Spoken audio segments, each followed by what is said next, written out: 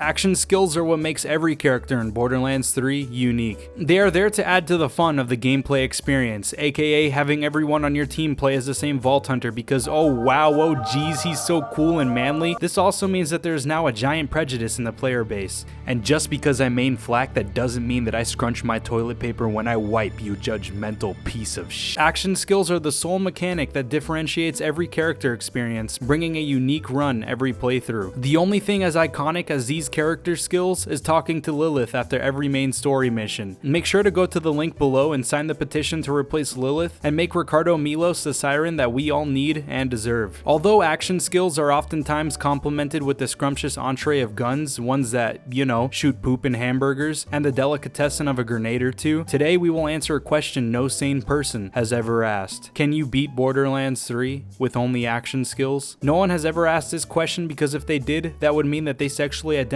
as GTA San Andreas cheat codes, and nobody wants that, except maybe me, because I'm kind of asking the question right now, and you know. Before we can dive into this episode of Senza Answers Bizarre Questions though, a few rules need to be set. Rule 1, damage can only be dealt to enemies using action skills. This means that I could use melee attacks or any other projectiles to destroy inanimate objects. The only time that I will not obey this rule is for one of the main story missions. Rule 2, I will allow any tier except legendary for my shield mod. My other slots such as class mods can be any tier, even legendary. Rule 3, from level 1 to level 2, I will allow for any means of killing my enemies. Once I hit level 2, the run will begin. Rule 4, not only was I the kid with the thick and girthy TI-84 graphing calculator in grade school that all the Stacys went crazy over, but I was also the dude with wheelies and that ate pizza Lunchables every day for lunch. So to the eye of a trained professional like myself, this is going to be an easy episode of Foster's Home for Imaginary Friends. So everyone grab your zebra cakes and your favorite juicy juice as we join Father Scarlet on his path to demonetization and copyright strikes. Doing an action skill only run opens up my variety of character choice. It's not like a few hundred people suggested me to play as Zane this run, so I decided, by myself of course, that I was going to do a Zane and his action skills only run. Not only that, but Zane is the only Vault Hunter with an Amazon armorized flying Roomba, and just that alone gets my jimmies rumbling. After picking my chocolate hurricane Roland, I got straight to naming my character. I named him after the brilliant man that invented the Schrodinger wave equation, and this was when the hardest part of the run arose, making sure that I had a sombrero for Zane. Now that the most difficult part was complete, I want to take a brief moment to explain a new addition to the Senza cinematic universe. This will be my sanity meter. I have dillied and dallied with this thought in my past videos but never really explained it, so I want to bring it back. It will basically be a broad spectrum of how I felt this run. This will bring scientific value to the Senza cinematic universe and mangaverse, allowing you guys in real time to see how I felt throughout the run during certain parts. I hope you guys all welcome the new addition, and now that I have all of your attention, here's a selfie I took with my Game Boy Advance. After pushing forward with Claptrap, I realized that being sneaky during this part didn't really matter. He lied to me and I let him get what he deserved for doing such a thing. So I watched the bandits turn Claptrap into a scrap metal butt plug, and for the beginning of the run I decided that slide kicking will be my only source of damage till I get my action skill. With the force of a scooter hitting your ankle, I kicked in all those bandits and made it to Shiv. I hit him with that sweet slide kick symphony, and boys, I think you already know that I showed him true pain. Now that Shiv was dead, I had achieved level 2 and it was time to get to business. At my arsenal, an Amazon armorized flying Roomba with lethal attachments, and of course a life-size Zane limited edition sex doll sent to me personally by Randy Pitchford himself. These were the sole reason I chose Zane this run. He had the potential to not have one, but two action skills. My Jimmy Neutron Brain Blast IQ had this shit planned all along. This run was going to be a piece of cake.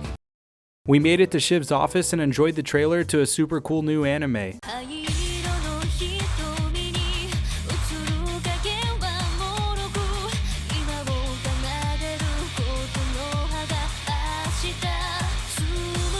And then set off to find Captain Underpants. At this point in the run, I was already feeling great because my action skills took some dietary fiber enhancement pills and they were straight up shitting on my enemies. Like, god damn! With my Roombas supporting fire and my sex doll's accuracy equivalent to that of Shroud, they were bringing in the 10-piece McDonald's combo meal of pain and sorrow to these bandits. I mean, it did suck having to wait for cooldowns, and this shit was going to be very tedious from waiting so much, but hey, let's look at the bright side. Like the fact that my action skills can't even take down Vaughn and his pepperoni calzone nipples. I had to cut Sweet Cheeks down with a melee attack and brought him back to his foster mother. Next was the part that I really didn't like. I mean, Ellie just isn't the same as she was in Borderlands 2. too. Her waist diameter has decreased by quite a bit since the last game, and I don't know. I mean, like, I don't really care at all. It's just a video game. Like, I totally don't have an Ellie body pillow and spend every waking moment of my life with it. And guys, it's just a game, guys, right? My action skills assisted me in the removal of any sentient being that stood in my way of getting a vehicle for Ellie. And after completing the task for my diaper booty queen, I decided to go to Walmart and get Claptrap his very own Walmart Dr. Brown's original bottle breastfeeding nipple hat. This wouldn't jeopardize the run in any way, and it doesn't even give me any XP when I shoot at the satellites. This was an absolute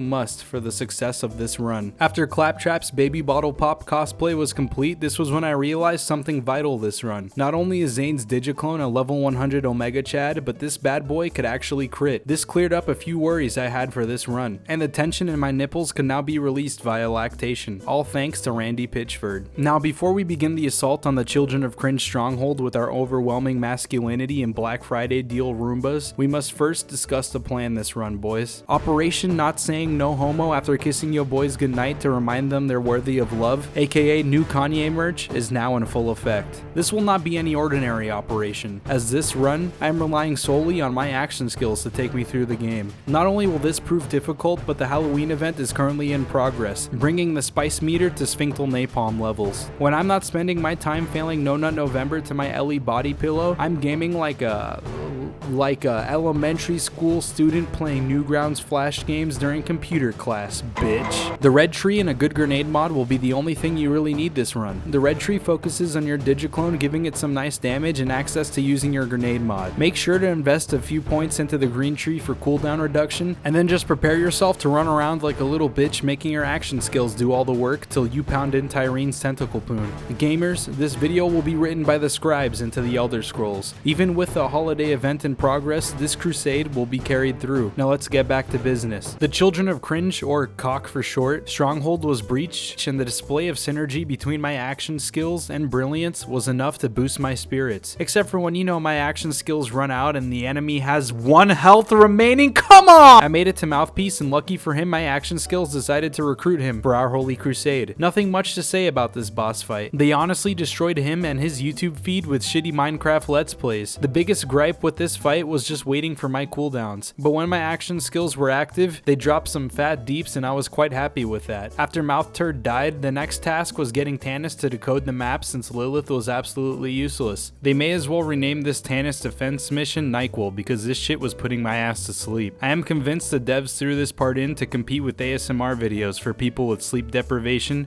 and those that need sleep therapy. I drove over a couple of poor souls for the sake of getting our magic school bus up and running, and then I watched Lilith get her powers sucked out of her with the Hershey's chocolate straw. Honestly, she deserved it, especially for what happened in Control Core Angel. I ran around with my thumb up my sphincter and swung around my Lego Star Wars nipple tassels till my cooldowns came up and eventually revived Lilith. Promethea was next on our holy crusade. The Amazon limited edition assault Roomba and sex doll ensemble was ready. Promethea wasn't prepared for such a prolific team. Down here on Cyberpunk 2077's Night City is when I realized a small problem. And when I say small, I mean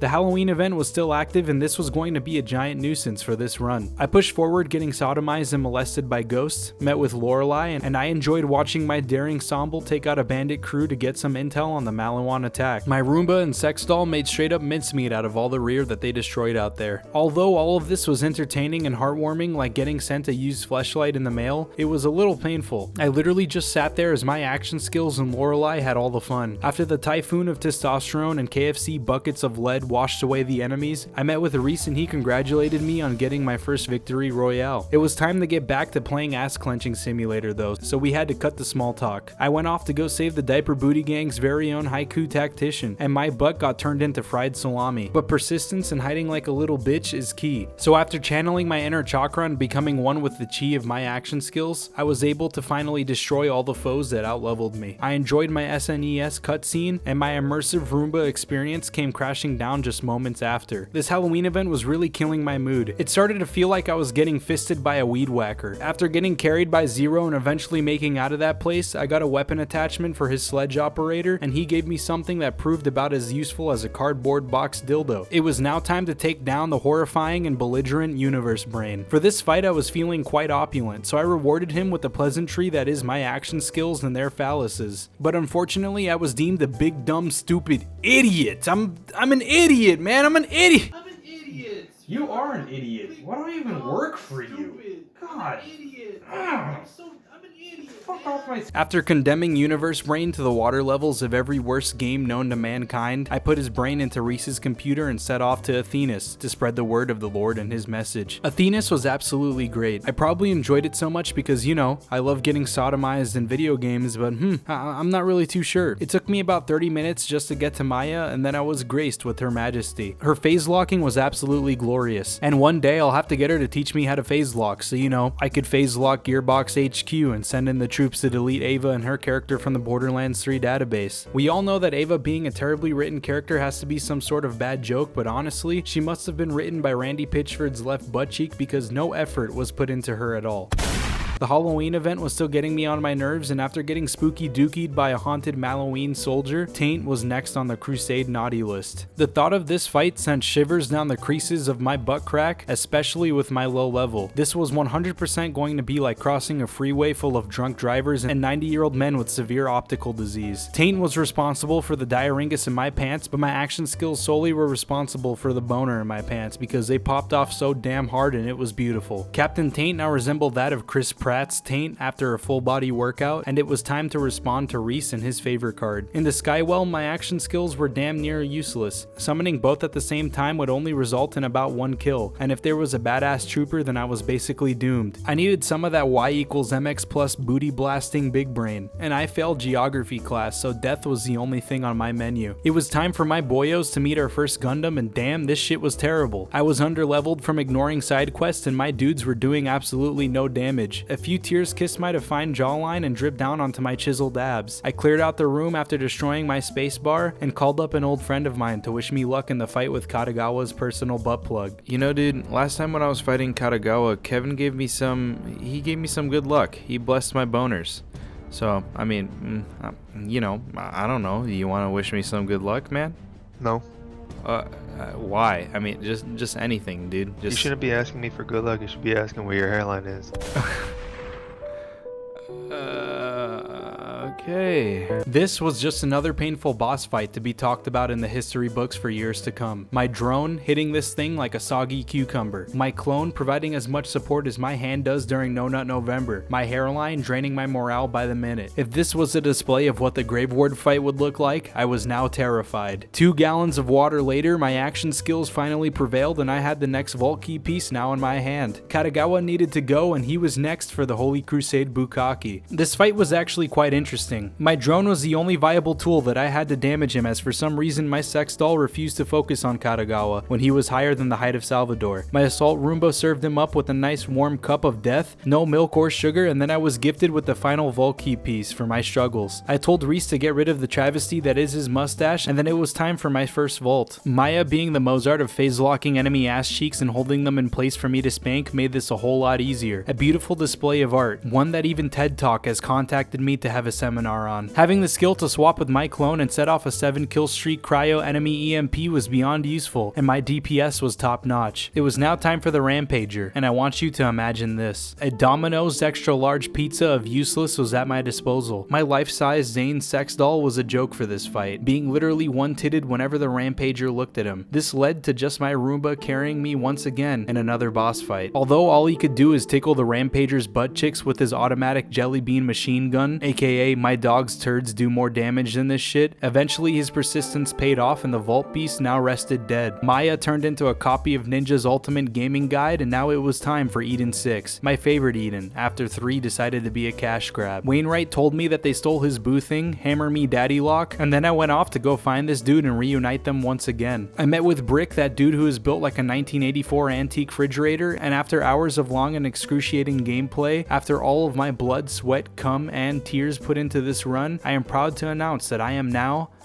dead inside. This shit was a joke, the highest tier of jokes. My duo could barely kill a red bar in this area, let alone the fucking warden. The warden chased me incessantly around the arena with his overwhelming vigor and manliness seething from every sphincter on his body. This shit smelled like a gym full of Logan Pauls on double the steroids that he is already on. It was basically a fucked up game of ring around the rosy and my action skills barely did any damage. I went through every single one of his phases watching my skills basically tuck him into bed and kiss him goodnight every time they were summoned. Eventually, after what felt like 2 Millennium Falcons, my dudes did it. I let Hammerlock down with the gun that dropped from the boss and it was time to continue on with the crusade. I made it to the Wainwright estate and took on Billy the Anointed. My action skills disposed of that dude faster than I thought they were. I am quite proud to say that my Roomba and clone were Rugrats all grown up. After listening to the Wainwright Daddy's ASMR mixtape, I skedaddled off to find the family jewel. I found Ice-T practicing his fetish on a dinosaur and he joined me on my path to enlightenment. Inside the family jewel, I had a prophetic fever dream of me getting booty blasted by the sheriff, and it turns out it wasn't a dream, but reality. Fortunately, my brain has a six-pack, so this area was a breeze, and after finding Kira Yamato his Gundam, we got to Genevieve and brought the gospel of the diaper booty gang. I only died one time this fight, so that brought me great happy. Turns out after we murdered her, she ended up being the same Eminem cleaning out my closet 1080p Modern Warfare great quality clean version torrent I downloaded when I was 14 on the family living room computer, and it totally didn't give me a porn virus. Mini Thanos was next and my dollar store Avengers were ready for endgame. I meleeed all the areas that the secret site revealed and the next boss fight was fine. Although my drone is capable of hitting him in micro dick mode, my clone was going to have to carry me this fight for once. With the final vault key piece in hand, it was time for our second vault beast. I made my way to Aurelia and my action skills told me they were hungry, so I let those ravenous beasts loose. This fight took a good bit, but at least it didn't provoke me to cover my testicles in cement and then proceed to use them as a hammer to build a house composed of my pain and sanity like the Grave Ward did. My drone was the only action skill that could damage a Grave Ward at a distance, so I was going to have to piggyback off of it for the success of this run. An hour and 15 minutes down the drain just for the sake of YouTube. At least we beat our record for taking the longest time to fucking kill Grave Ward. Woo!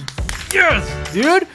I hate this shit. Tannis, the Powerpuff Girl, was taken by the Cringe twins and I went off to go save her. I decided that the participants of Carnivora deserved to feel the steel justice of my Roomba. So after the golden ticket was obtained, I went to work taking what was mine, their lives. As for Carnivora herself, I had to resort to my maxed level Call of Duty Modern Warfare 725 vehicle attachment. This was the only way possible to get inside. When destroying the tanks, no XP was gained, and I made sure to spank any baddies with my drone when they came for me. But if you aren't happy with this, then kiss me, because I bet you won't do it. The Agonizer was next and things were going great. I was enjoying life, I was about near finished with this run, and I haven't been grounded for watching Minecraft porn in months. The Agonizer 9000 had 25% health and then this is when I lost it. I was a no good for nothing gamer, non-existent just like Vin Diesel's hairline. I couldn't stop dying no matter what. My title as the Leonardo da Vinci, Genghis Khan, and Katy Perry of gaming was stripped right from my grasps. I deserved it though. I died way too many times to his Zangief spinning attack than I'd like to admit. After the first phase of the Agonizer was complete, it was time for his second. I was well prepared to be spending at least another hour on this part with my action skills doing 1 damage each bullet they fired. Relief filled my boners when I positioned my clone to hit the Agonizer's G-spot to get the perfect crits off, and the rest was history. I saved Bubbles from the likes of Mojo Jojo, and I watched Troy touch Pandora in places that she didn't want to. But if you know me, you know that I'm not gonna let this slide. So I set off with my hit squad to go fuck this little B-word up. I have now ascended to full pre-sequel Handsome Jack, so my clone was straight up demolishing everyone in its path. We attacked Cock HQ with full force, making wonton soup and fried rice out of anything that stood in my path. The big moment was arriving. I made sure the condom I had on was securely fastened with a zip tie because Troy was about to get the dicking that he deserved. As always, this fight was a snooze fest. I wasn't going to glitch him off the map like a little bitch, so I resorted to destroying my spacebar, avoiding his attacks, and letting my action skills do all the work. He had some clappable cheeks and that shit is a dime a dozen. With Troy dead, 2 more bosses remained, and I know my action skills are ready. On Necro DeFeo, Danny DeVito, the very first Vault Hunter, explained to me that the Cringe twins are his seed and I needed to end Tyrene's cock once and for all. General Taint did a good job at dying just like his brother, and this time around, instead of looking like Chris Pratt's Taint, he looked like Arnold Schwarzenegger's. My action skills have experienced transcendence, and nothing was stopping these bad boys from karate sucking off some nipples. Eventually, after killing off the last mini Thanos, my action skills and I made it to Tyrene. She was a bit bigger of a pain than I originally thought she would be. I mean, yeah, duh. I like some tentacle bad bitches, but she for some reason was more aggressive than normal. This final segment ended up taking me probably 2 hours because of how many times I ended up doing stupid shit. She wet my whistle more times than I could imagine, and after 2 hours later, the run was done, and that was it. The gospel and its glorious words have spread across the Borderlands. My nipple tassels could now be removed. My Amazon limited edition Black Friday Roomba and sex doll prevailed. The run was finally over. You can beat Borderlands 3 with only action skills. Although I wouldn't wish this to my greatest enemies, I did this so you little sweat trickles in my butt cheeks didn't have to. If you enjoyed the video, please karate suck that like button. And if you like what I do on this channel, go ahead and give that sub button a hug. Follow me on my socials for daily toilet pictures, and thank you guys so much for watching. I appreciate the support recently, and I promise I will get to that Q&A video. Join me in the next episode where I drink a hot dog water smoothie.